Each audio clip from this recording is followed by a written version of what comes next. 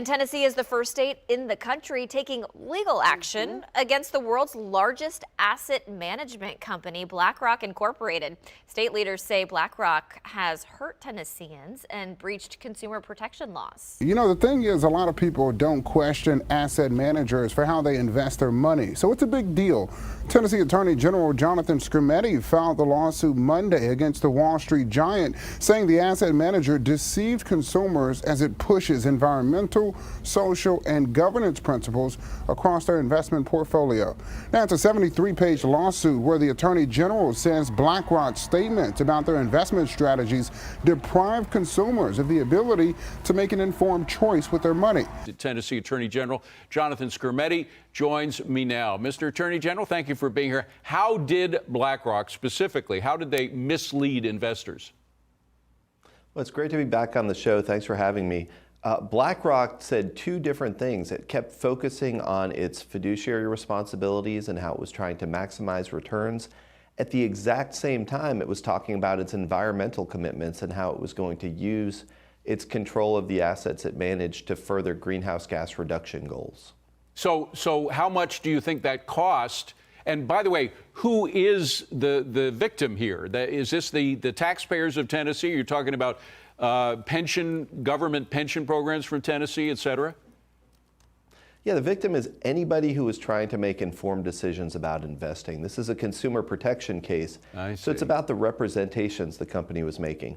Are there other attorneys general that are doing the same thing? I think you see a lot of AGs looking at these issues. We have a particularly meaty consumer protection law here.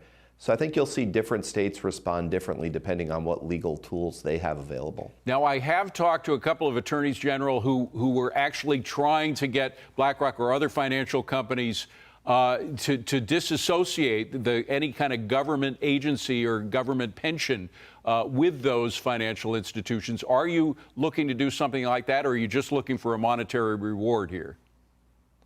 What we're really looking for is transparency and clarity. BlackRock needs to make it clear to investors whether it is pursuing these environmental goals when it decides how to manage assets, or if it's just trying to maximize returns. So the ultimate goal here is to make sure that consumers know what they're getting when they buy these products. By the way, the answer is, I don't think they know. I don't think these companies have figured it out. I think they're getting so much pushback that they're pulling back a little bit. Final word, do you agree? I think so. I mean, this is a complicated issue, but the lawsuit's simple. They just need to tell the truth. You now make a point of that's an investment criteria for you. Well, behaviors are going to have to change, and this is one thing we're asking companies. You have to force behaviors, and at BlackRock we are forcing behaviors. 54% of the incoming class are women.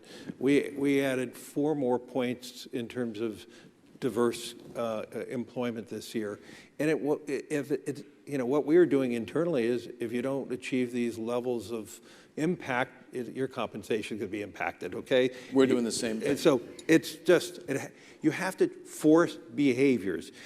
And if you don't force behaviors, whether it's gender or race or just any way you want to say the composition of your team, you're going to be impacted. And that's not recruiting, it is development, as Ken said. And ultimately, it's still going to take time, but I am just as much shocked as Ken is that we have not seen more opportunities, and we're going to have to force change.